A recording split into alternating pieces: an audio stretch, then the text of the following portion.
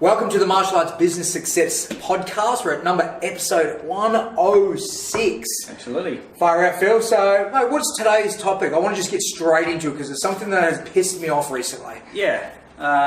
We've been talking about a lot, and we're talking about staying hungry. And, you know, how does someone have a lengthy amount of time in the industry of martial arts, or any industry for that matter, and stay hungry and stay at the peak of their game, not falter or wilter away or lose motivation? What keeps people training? What keeps people's businesses growing?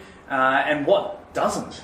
Well, look, just before we dive into that, there was a quote that my dad used to say to us, you know, as kids, and it was like, the hunger is the best of sauces. Yeah. Because at the end of the day, you do anything you can when you're hungry. And I guess when you first start in business, you've got to survive, you've got to get through it. And we're talking realistically here is not just your physical skills, but your business skill sets. And I see a lot of people now that, as I said, it sort of pisses me off a little bit. They get to a point of success, they reach a point in their school where they're not struggling, they're not bailing water, they're not going backwards, but they're also not going forwards. I hit a point where they've got complacent. You know, and I know that that's something that is a huge one for us is, you know, creativity and progress is, it gets stifled, it gets killed, it gets put to the back seat when people get complacent or they get comfortable. Yeah. So, you know, mate, what I don't know if there's any tools or strategies, like what's got us, what keeps us hungry on a regular basis? Yeah, and I don't want to just say that like we're the exception to the norm or we're better than anyone else, but I think one key thing is we've been able to motivate ourselves as business owners for a long time. We've also motivated ourselves as students and training as well. Sometimes it's just me and you training. Sometimes we train on our own. We don't complain about it. We just get on and do it because we know that by just getting at it, by just doing the you'll eventually get through that sort of lull. And I don't know what the difference is between us and anyone else. I can only sort of say what I probably think for us, the growth of what we've been able to do is find, I guess, each other to some degree. You know, we've got to keep each other accountable. But even when we're not there, I guess there's that healthy competition as well. That, you know, I want to do everything in my power to help your family and your growth in your personal life. And I know you do the same for me as well. So for those out there who are on their own, and even if you are in a marriage type business where the husband is the owner of the school or the wife and the other partner is adding value but not really at the helm, you know, how do you find someone who can push you, and propel you forward when you're low, when you're out, and give you that slap in the face to say, hey mate, you're wading in the water, it's time to swim. Yeah, look, I think it's also, and it popped up a little bit recently with our crew and our training. We're not susceptible, we're not flawless with this as well. We're a little different, but our staff, for example, hit us up and they're like, oh, we're doing the same stuff. I'm like, well, it's about consistency, it's about, you know, drilling through nothing. You don't always need the new shiny things. Yeah. Sometimes it's about grinding out day in, day out the same sort of stuff. But it's that, you know, that hunger to keep progressing, keep moving. Because if you're not maintaining, you're going backwards. Yeah. And also too, then I suppose when you relate this to a little bit of business as well, I know that nowadays the resources available for a business owner to upskill is there are plenty out there. You know, in Australia, globally, there's a lot of guys offering some great stuff.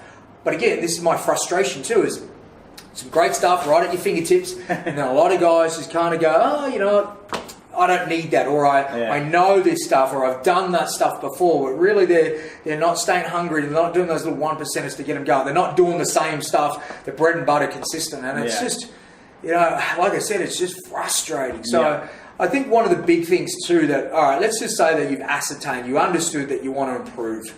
For what should be doing, like you've got 10 areas of improvement you need to do. Where do you go? What do you do?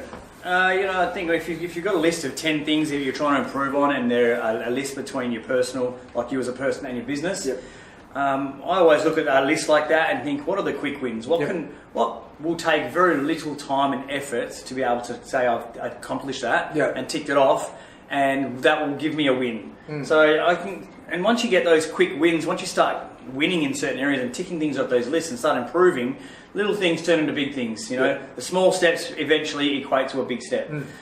What probably happens in most people's cases, they see 10 things, they see 10 things, they see 10 things. Do you know what I mean? And they just keep seeing 10 things non-stop. Whereas if you just break that up into, okay, there's 10 things, and out of those 10 things, what are the top 5? What are the 3 things that I can really focus on this week, this 2 weeks? And if it is something personally, or if it's something in your business, if it's a system, a procedure, there's many things that we can say, things we need to tick off.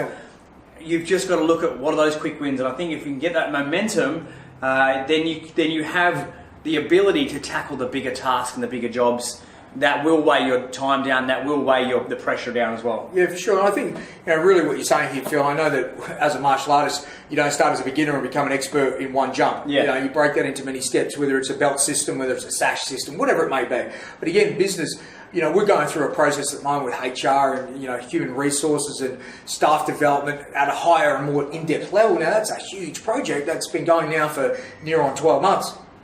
But when we sat down at the end of last year and go, right, let's invest in our staff. Yeah. We knew the outcome, and then we build out these little small steps to get you there. And I suppose we understood what was going to be the most important thing for our business to progress, and we wanted to focus on some staff development at a higher level, not just let's get more instructors, let's make some really effective instructors. So we put first things first. We knew that doing that one task would help with all those other smaller things as well. But again, I see a lot, you see a lot, we coach a lot of people who know that there's those big tasks that they've got to do to progress, and they're just too busy checking their emails or playing on Facebook. One of those things, exactly what you were saying, and just to reiterate, is that we're all focused on building our business, but all you're focusing on is getting clients. All you're focusing on is joining people and getting more students. Well, maybe take the focus off of that and put the focus on your staff. Yeah. Because unless your staff, your business is ready for that growth, then even if you do upgrade 10, 15, 20, 30 students or whatever it may be, are you ready? Can you really perform at the highest level to adapt and to accustom that amount of people? Yeah. So when you're saying put first things first, look, we are always going to be on the chase for new clients. Yep. We all want to empower as many people within the community as we want to, can, and we would like more clients. And our thing is, when we get more clients, then we'll get more staff. Well, it sort of doesn't really work that way. No. And you've got to work out the sort of happy medium where you've got to actually supply the staff first. You've got to supply the training to your staff first, and you've got to work at it, and then the growth of your school will come. Couldn't agree more, mate. And I suppose that also brings us to that, that sort of coined phrase that we've been going through recently. It's not only ownership, but extreme ownership. You've got to own where you are and the results that are occurring. There's a lot of people that blame economy, a lot of people that blame, old mate up the street who started a school or this, or I don't have enough time. Well, that's just a load of crap. It's you that created this model, this pit that you're in, or this plateau. So if you want to improve, you've got to go, this is where I am. What do I need to do to get myself out of this? And if I don't have the tools, surround yourself with people who do. And it's building that community, as you said, Phil. At the start is having someone that you can bounce off each other, give you that kick in the ass to get you there, and putting forward, which a lot of people will point and blame everything else. And realistically, you've got to look back at yourself as well. Yeah, absolutely.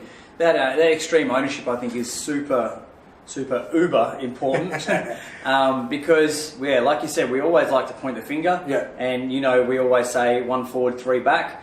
And taking ownership of any situation is first, what could you have done to have changed or created a better situation or better solution to that situation? So first look within. Then once you've cleared up all that and you say, yes, I was at fault here. I didn't supply enough training. I'm not showing the values of a true leader here. Then you can go to your staff and your team and you say, hey guys, my hand's up. I'm going to take ownership over this. I just want to see your point of view and what do you think you could take ownership of? Awesome. And extremely wise words, and it takes a lot of maturity to lose the ego and own up to the fact as a business owner or a leader, you dropped the ball because your staff are a product of you and your failures and whether or not you supported them. So, 1 forward, 3 backwards, you point at the result, but realistically 3 back at you because you created that. You can't expect your staff to own up and be the best they can if you can't. If you're sort of sheltering yourself because you're supposed to be this guru on the hill and that does nothing wrong, you've got to show that you are real. You've got to show that you are human and that you have respect for them. And showing that respect is one of those things. Put your hand up and say, "Hey, I own that."